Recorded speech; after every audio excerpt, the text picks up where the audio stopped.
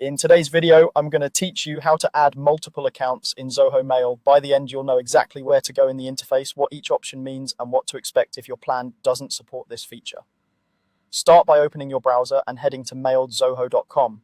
Once you're signed in and looking at your inbox, look to the left side of the screen. Just below the new mail button, you'll see a small gear icon. Click that gear to open the settings panel. This is where Zoho keeps most of the controls related to how your mailbox behaves. Inside settings, choose filters.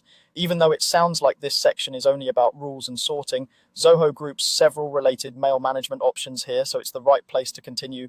With the filters screen open, scroll down until you see mail accounts. Click Mail Accounts to access the area where external mailboxes can be added and managed. On the Mail Accounts page, look for a plus icon.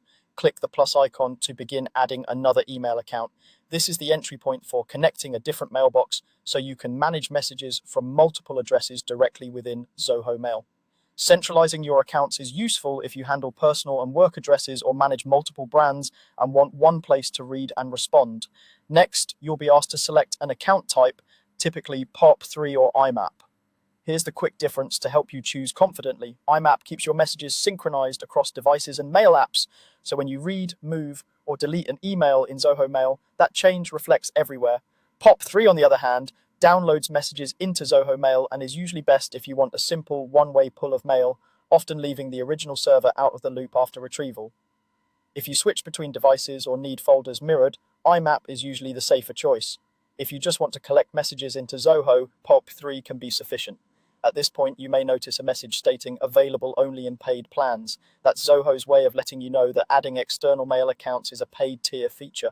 If you see this, your current plan doesn't include multiple account integration. To proceed, you'd need access to a paid plan. If you're using Zoho through an organization, your administrator may control plan upgrades and feature availability, and that's it. You've navigated to the correct settings, seen where to add accounts, and learned what the POP3 and IMAP choices mean, along with a note about paid plans.